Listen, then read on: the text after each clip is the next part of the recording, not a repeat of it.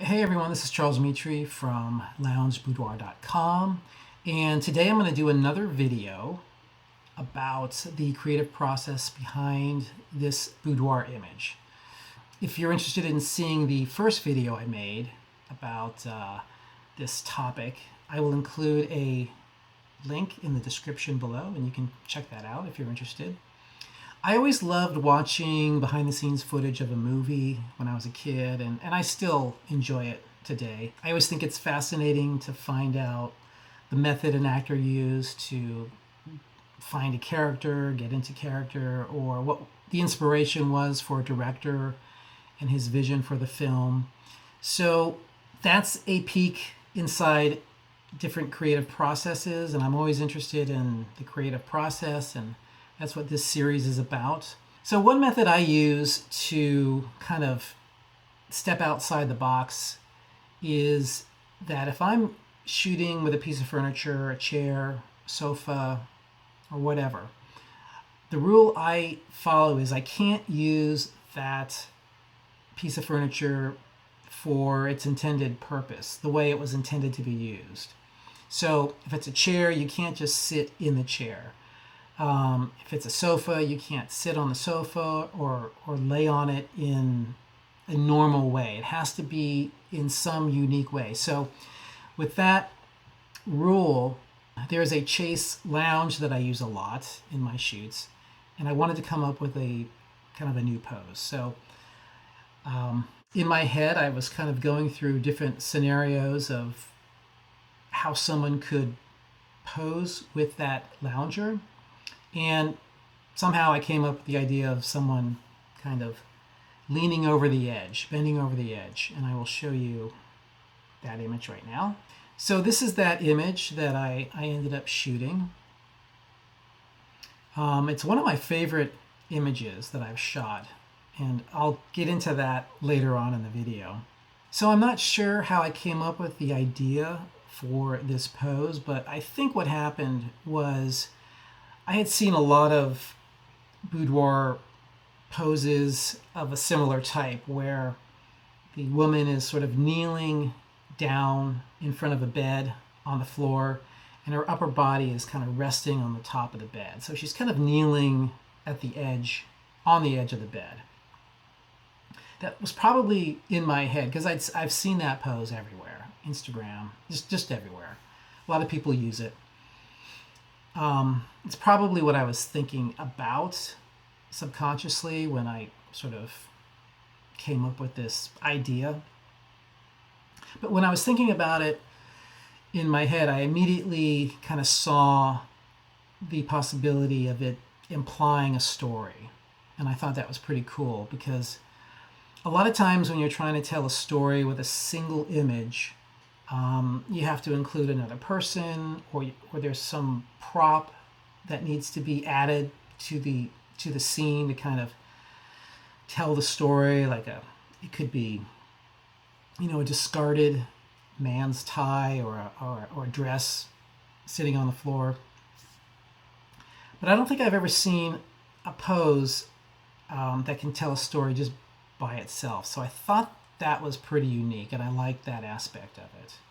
I knew right off the bat that I couldn't have a tall subject for this pose because I didn't want there to be a gap between like where her waist was hitting the armrest there and the lounger. I wanted that to be a very snug fit, and I wanted somebody short because I wanted them up on their tippy toes. I didn't want somebody standing there on flat feet. I knew that wasn't going to look good. And luckily, a client came along who was probably, I think, the shortest person I've shot to date. She's around 5'2", I believe. And I explained the pose to her, and she fit perfectly, like a little puzzle piece, right on the edge of that lounger. And we tried some different variations, which I will show you here. We tried this one here, obviously, he's up on her toes and her arms are extended out in front of her. There was this one here. My computer might be a little slow because I'm running screen recording software at the same time. Come on, you can do it. I know you can do it. You can do it. Oh no. Okay, we're back. Had a little technical difficulty there, so I had to transfer the images out of Lightroom into Photoshop. As I was saying, we tried different variations of this pose. There is the one with her, she's sort of at an angle here, with her legs to the lounger, arms extended. There was this one here, where she's more straight up and down, and her arms are bent. There's this one here, where legs are angled and straight. There's a bend in her elbow there, which I like this one a lot too. Head is down. And this is actually the same, I think, pose. It's just at a more of a distance, which I kind of like her being. I like this one a lot, her being in the distance like that. And there were some others where her head was turned towards camera, which didn't really work.